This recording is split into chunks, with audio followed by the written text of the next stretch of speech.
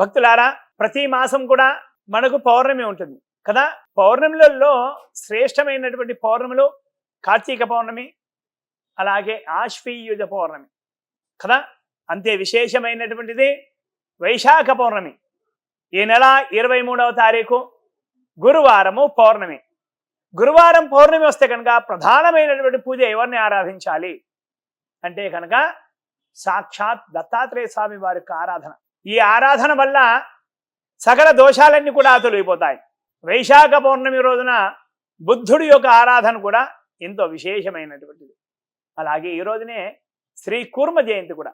సాక్షాత్తు నారాయణుడు పాలసముద్రం చిలికినప్పుడు, మందర పర్వతంతో చిలుకుతున్నప్పుడు ఆ పర్వతం మునిగిపోతుంది. ఆ పాలసముద్రం మునిగిపోతే కనుక విష్ణుమూర్తి శ్రీ కూర్ముడు యొక్క అవతారం, కూర్మ అవతారం, తాబేలు యొక్క అవతారం ఎత్తి ఆ పర్వతం మునిగిపోకుండా కింద ఆ మహావిష్ణువుల వారు ఉంటారు. ఈరోజు కూర్మ అవతారంలో శ్రీ మహావిష్ణువుల వారి యొక్క ఆరాధన చేస్తే కనుక పీకల్లోతు కష్టాల్లో ఉన్నవారు ఖచ్చితంగా ఆ కష్టాల నుంచి బయటపడతారు.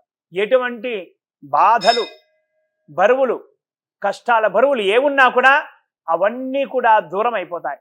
ఈరోజు మహావిష్ణువుల యొక్క ఆరాధన ఎంతో ఎంతో విశేషమైనది. అలాగే గురువారం పౌర్ణమి వచ్చింది కాబట్టి దత్తాత్రేయ స్వామి వారి యొక్క ఆరాధన సమీపంలో ఉన్నటువంటి ఏ దత్తాత్రేయ స్వామి ఆలయానికైనా వెళ్ళండి. ప్రధానమైనటువంటి ఆలయాలు చెప్పాలంటే కనుక పిఠాపురంలో ఉన్నటువంటి దత్తాత్రేయ స్వామి, ఇంకా అలాగే కర్ణాటకలో గానగాపురం. ఆ గానగాపురం దర్శనం వల్ల కూడా మనపై ఆవహించినటువంటి చెడు గ్రహాలు ఏమున్నా కూడా అవన్నీ కూడా తొలగిపోతాయి. ఏ గ్రహాలైనా కానీ, దుష్ట గ్రహాలైనా కానీ, భూత ప్రేత విశాచాలు ఏమున్నా కూడా ఈ వైశాఖ పౌర్ణమి గురువారం రోజున వెళ్ళి ఆ దత్తుడి యొక్క దర్శనం చేసుకుంటే చాలు, భోగభాగ్యాలకు అస్సలు లోటు ఉండదు.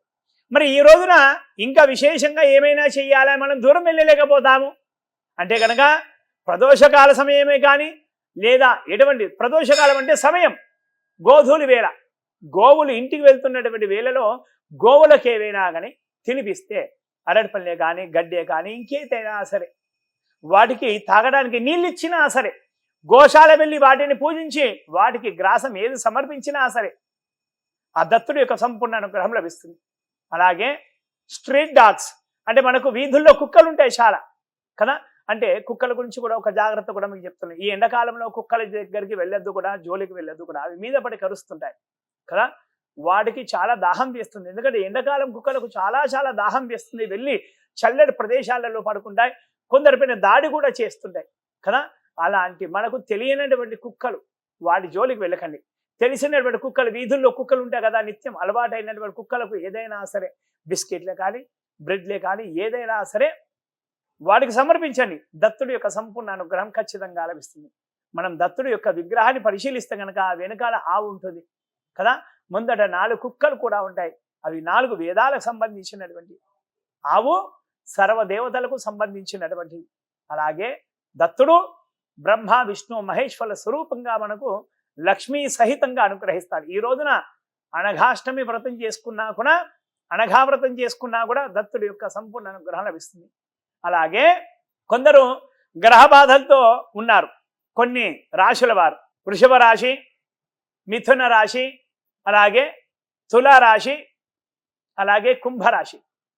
ఈ రాశుల వారు ఖచ్చితంగా ఈ గురువారం పౌర్ణమి రోజున దత్తాత్రేయ స్వామి వారి యొక్క ఆరాధన ఖచ్చితంగా చేయవలసింది. అలాగే నవగ్రహాలలో ఉన్నటువంటి గురుగ్రహం దగ్గరికి వెళ్ళి యథాశక్తి గురుగ్రహాన్ని పూజించి ఖచ్చితంగా దత్తాత్రేయ స్వామి వారి యొక్క ఆరాధన కూడా చేయవలసింది. అలాగే ఈ రోజున వీలైతే కనుక కిలోంపావు శనగలు ఉదయాన్నే నానబెట్టే నీళ్ళల్లో నానబెట్టిన తర్వాత ఆ నీళ్ళన్ని కూడా వంపేసినప్పుడు కొద్దిగంత తడి ఉంటుంది ఆ శనగలకు కదా. ఆ తడిపైన కొద్దిగంత బెల్లం చక్కగా వేసి పిసకండి. అవి తీసుకెళ్ళి ఆవుకు పెట్టండి. మీ పిల్లలతో సహా పెట్టించండి. పిల్లలు కూడా కొద్దిగా మందబుద్ధితో ఉంటారు. అది ఎలా అంటే గురు ద్వాదశంలో ఉన్న, జన్మంలో ఉన్న, అష్టమం అర్ధాష్టమంలో సంచారం చేస్తుంటే కనుక చదువుకునేటువంటి విద్యార్థులపైన ప్రభావం ఉంటుంది. చెడు స్నేహాలు కూడా దగ్గర అవుతుంటాయి. అలాగే చదువుపై శ్రద్ధ కూడా తగ్గుతుంది. అలాంటి విద్యార్థులకు విశేషమైనటువంటి రోజు ఏదైనా ఉందంటే కనుక ఈ వైశాఖ పౌర్ణమి గురువారం ఇదే రోజు. లేదంటే కనుక శనగలు ప్రసాదంగా చేసి ప్రదోషకాల సమయంలో దత్తాత్రేయ స్వామి వారికి నివేదన చేసి ఆ శనగల ప్రసాదం అందరికీ పంచినారంటే చాలు దత్తుడి యొక్క అనుగ్రహం లభిస్తుంది.